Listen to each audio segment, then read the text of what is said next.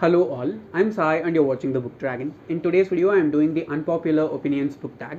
I've actually done this book tag 2 years back, but I've not went back and revisited it for quite a while now. And I've also noticed that many booktube channels are doing this book tag on an yearly basis. So I'm also planning to do the same from this year. There are totally 9 questions in the tag. I'll leave all of them in the description below so that you can also leave your answers in the comments and I can get to know you better. At the same time, it's been over 6 months since I did a book tag in this channel, and it's very crazy because I've done at least one book tag every month in the past 2 years. And I don't know how I just forgot to do any book tag in the past 6 months. I want to get back into doing book tags again. So without any further ado, let's get into the questions right away. Question number 1.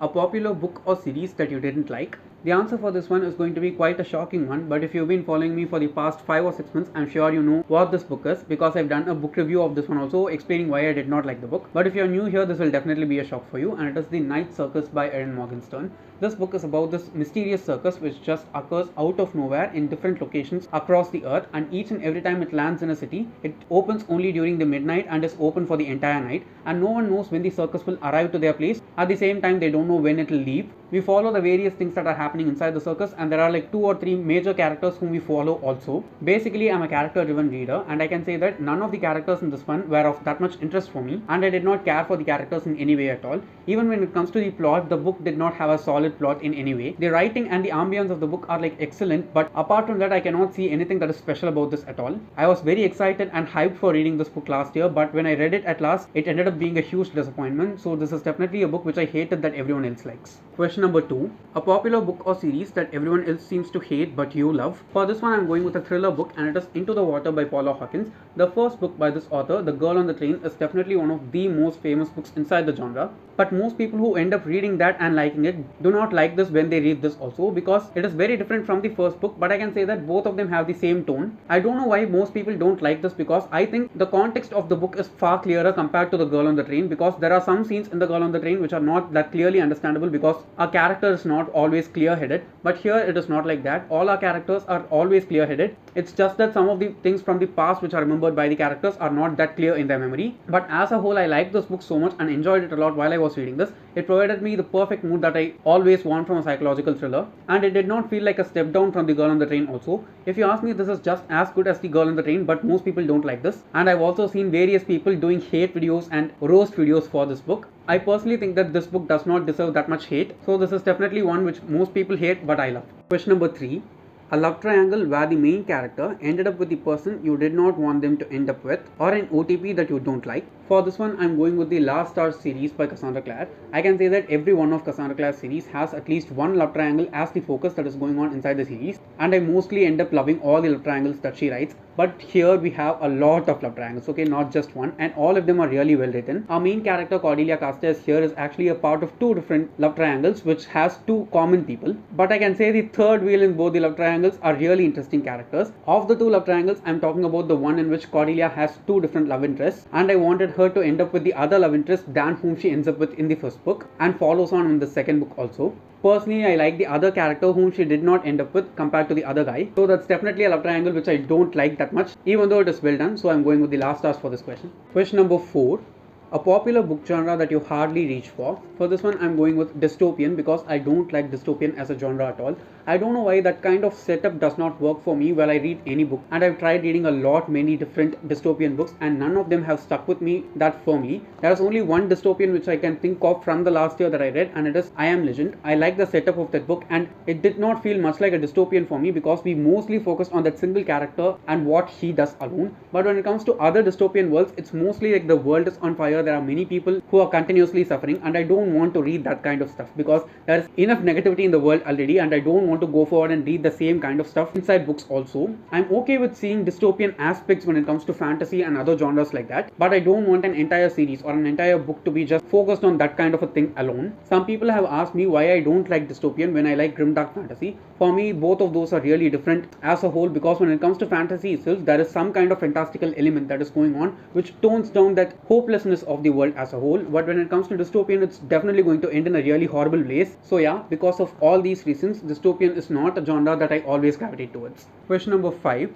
a popular or beloved character that you do not like, and the answer for this one is going to be greatly shocking because I know that everyone else except me loves this character so much, but I don't understand why. There are so many flaws to the character, yet he is very famous and so much beloved for many people out there, and I know that many people are going to hate me while I say the answer, and it is Will Herondale from the Infernal Devices by Cassandra Clare. Okay, I've read the Infernal Devices only once, but there is not anything that is that much solid for me to like him at all. Okay, every time I picked up an Infernal Devices book and read it, I liked his relationship with Tessa as well as Jem, but as a single character I did not like him at all. But for most people, of all the three characters inside the series, he's the most favorite. What I can see when it comes to Will Herondale is that he's just a hot book nerd and he values his relationship with both the other two main characters in the series so much. Apart from that, he does not seem like that much of a special character for me in any way. I have thought and understood of some of the reasons why people like Will Herondale, but he's definitely not a character whom I love or even like to such a great extent, so he's the answer for this. Question number 6.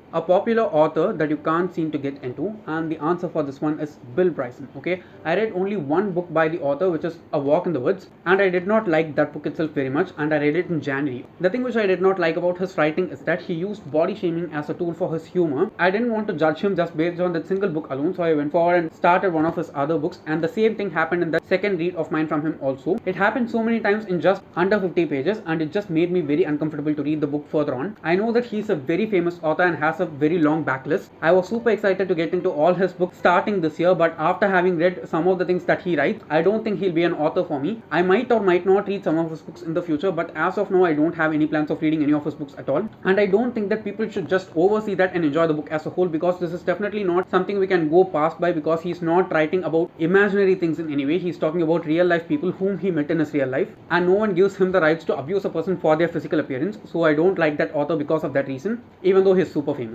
Question number 7. A popular book trope that you're tired of seeing. The answer for this one is enemies to lovers. Okay, I like enemies to lovers as a trope, but it is being overused nowadays, and almost every romance book that becomes famous is based on that trope alone. I don't think it is that much natural, because I don't see that many people who hate each other in the beginning and then fall for each other. It does not happen that naturally according to me. If the author takes a lot of time in order to make both the characters in the relationship understand each other when they are enemies and then fall in love with each other, it is okay. But when it is just rushed and just included inside a book just in order to add some flavor to it, I don't think it works that well. I can understand the tropes of enemies to friends and friends to lovers a lot more easily compared to the trope of enemies to lovers, because it does not seem that much natural and organic for me. So because of all these reasons, I don't like enemies to lovers as a trope that much. Question number 8.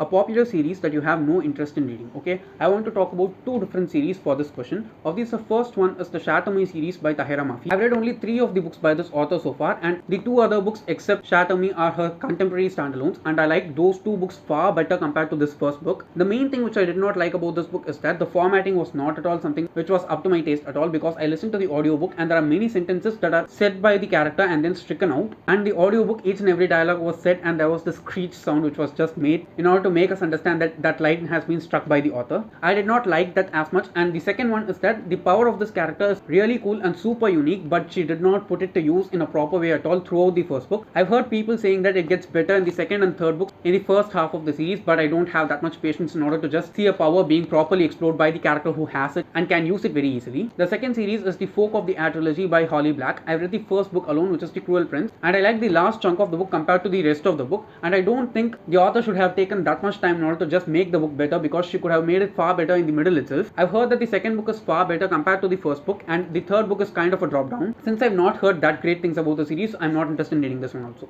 Question number 9. The saying goes, the book is always better than the movie, but what movie or TV show adaptation do you prefer more than the book? For this one, I'm going with a closer answer, which was just as good as the book, and it is His Dark Materials by Philip Pullman. I can say that the HBO show of His Dark Materials is very close to the books. They have changed only a few things inside the series. I'm very much interested to see how the series ends in the show, because for the first and second books, they have done great justice in the first and second seasons. They have not changed anything at all basically for throughout all the episodes that are out until now. I want a final season for the series and see how the Amber Spyglass, which is the last book inside the series, is getting adapted, because I think it has a greater potential to become one of the best adaptations of our present time. So yes guys, those are all my answers for the questions in the Unpopular Opinions book tag.